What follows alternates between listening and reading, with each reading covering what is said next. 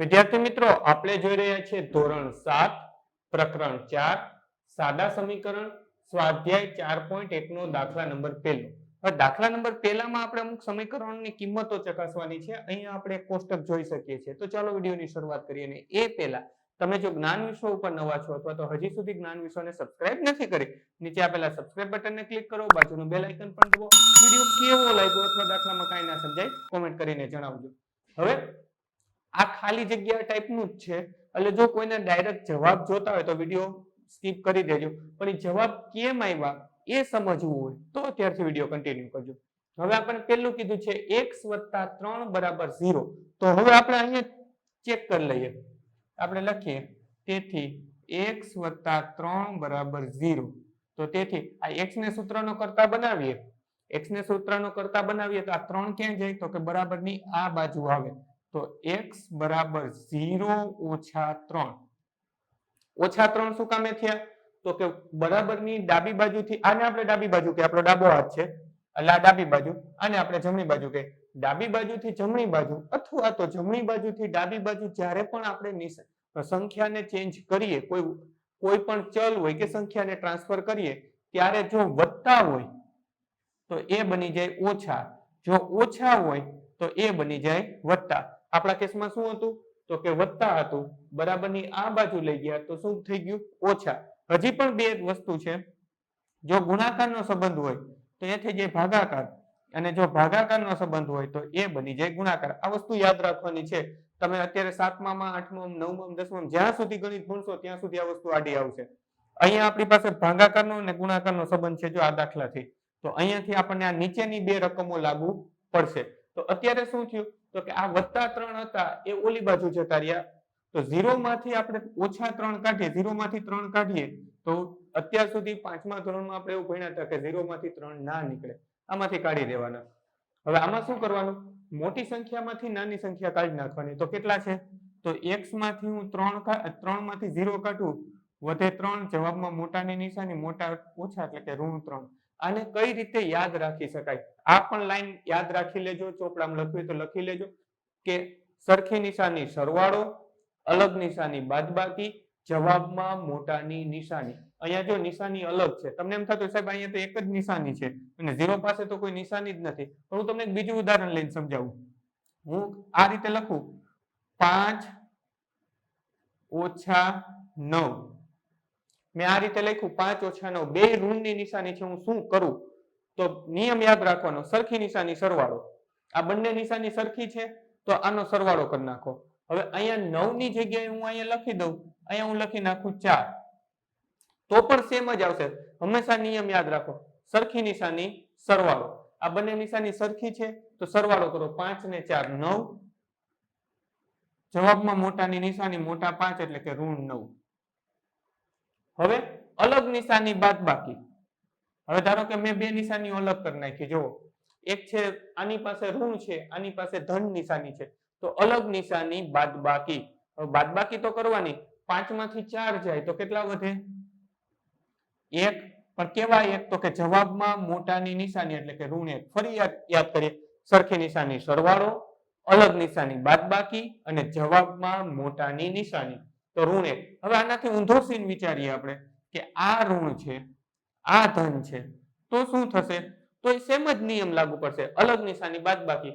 5 માંથી 4 કાઢી નાખો, કેટલા વધશે? તો કે 1. જવાબમાં મોટાની નિશાની, મોટા કોણ છે? 5, એની નિશાની વત્તા એટલે કે +1. પણ જનરલી આપણે વત્તા અથવા તો ધન 1 લખતા નથી, એટલે આપણો જવાબ ઓનલી 1 થઈ ગયો. તો સેમ સિદ્ધાંત અહીંયા કામ કરે છે. તો અહીંયા આપણને x બરાબર શું મળ્યું? તો કે -3 મળ્યા. તો હવે પેલું જ જો અહીંયા આપણને વિચાર, આપણને કીધું x + 3, x + 3, x + 3 = 0 છે, તો આપણને 3 વસ્તુ આપી છે. કહો કે સમીકરણનું સમાધાન થાય છે? તો કે અહીંયા આવશે ના. શા માટે મેં ના પાડી દીધી? કારણ કે અહીંયા x બરાબર આપણને -3 મળ્યા અને આપણને શું કીધું છે કે x બરાબર 3 મળે છે? તો કે ના. x બરાબર 0 મળે છે? તો કે ના. x બરાબર -3 મળે છે? તો આપણે લખી દઈએ હા. ત્યાર પછી જઈએ x - 7 = 1. આને આપણે જોઈ લઈએ કે આને કઈ રીતે કરી શકાય. x - 7 = 1.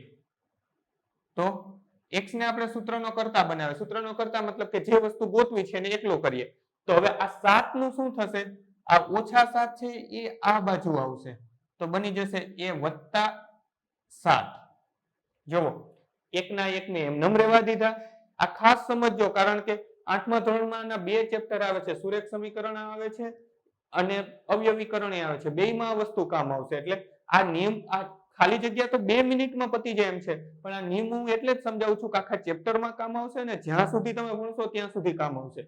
એટલે ખાસ સમજજો. ના સમજાય તો વિડીયો 2-3 વાર જોજો શાંતિથી, કે જેથી કરીને તમને એકવાર આ નિયમ સમજાઈ ગયા, સરખી નિશાની, સરવાળો, અલગ, બાદબાકી, ડાબાથી જબા જાય, જબાથી ડાબા જાય, પછી તમને પ્રોબ્લેમ નહીં આવે. આ ઓછા 7 છે, ડાબી બાજુથી હું એને જમણી બાજુ લઈ ગયો તો શું થઈ ગયા, એ વત્તા 7. અહીંયા જો વત્તા હોય તો ઓછા, ઓછા હોય તો વત્તા. આપણા કેસમાં શું હતું, ઋણ હતું.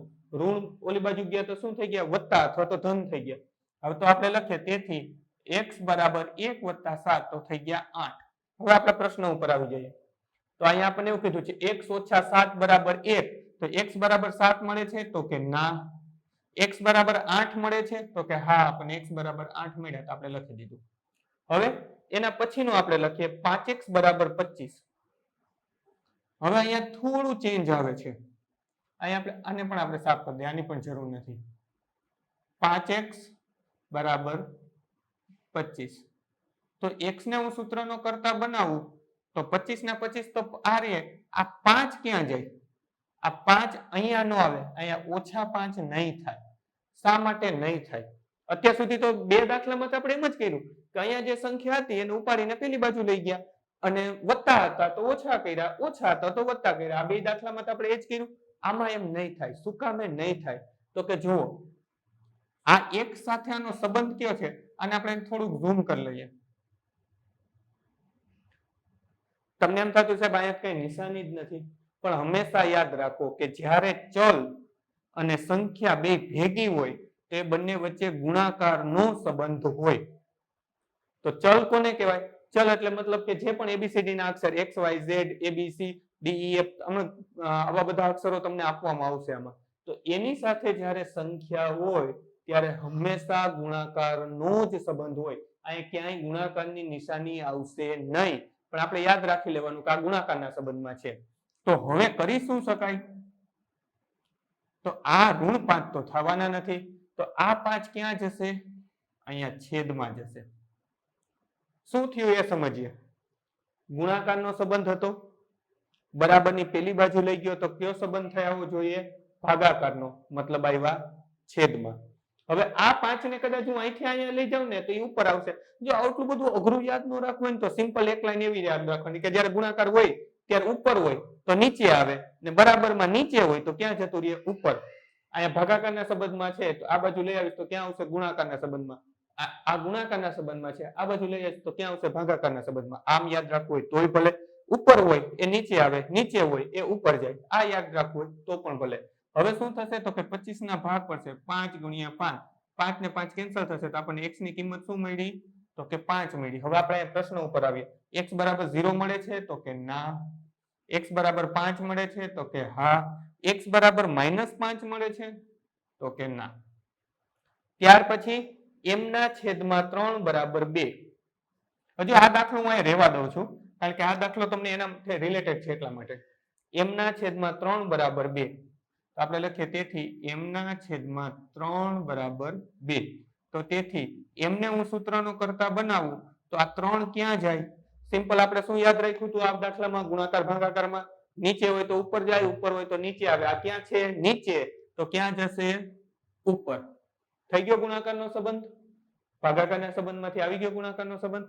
સરવાળા અને બાદબાકીનું યાદ રાખવાનું, ગુણાકાર અને ભાગાકારનું યાદ રાખવાનું. અને એમ પણ યાદ ન રાખવું હોય તો જે ઉપર છે એને બરાબરની આ બાજુ આવો તો નીચે આવે, જે નીચે છે એને બરાબરની ઓલી બાજુ લઈ જાવ તો ઉપર જાય ગુણાકાર અને ભાગાકારમાં. તો આપણને શું મળ્યું? m બરાબર 2 ગુણ્યા 3, 2 તેરીને 6. અહીંયા આપણી પાસે કે એવું છે તો કે અહીંયા ઓછા 6 છે તો અહીંયા લખી નાખશું ના. 0 આવતું નથી તો આ શેમાં આવશે? +6 માં. વિડીયોને પોઝ કરી આ જે પહેલો દાખલો છે તમારી નોંધપોથી ઉતારી લ્યો અને ખાસ નિયમો યાદ રાખજો. લખીને પાકા કરવા હોય તો લખીને પાકા કરજો. જો કે આખા ચેપ્ટર દરમિયાન જ્યારે પણ આ નિયમો પાછા રિપીટ થશે ત્યારે હું કહીશ જ, તેમ છતાં તમે યાદ રાખજો, કારણ કે આગલા ધોરણમાં કામ આવશે. બધા જ દાખલાની લિંક નીચે ડિસ્ક્રિપ્શનમાં આપી છે, તો ત્યાંથી પણ તમે જોઈ શકશો.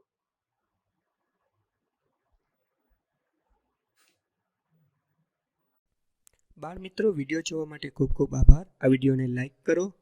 જો હજી તમારા મિત્રો સાથે આને શેર ના કર્યો હોય તો આ વિડીયોને શેર કરજો. અને મારી આ ચેનલને કે જ્ઞાન વિશ્વને સબસ્ક્રાઈબ કરવાનું ભૂલતા નહીં.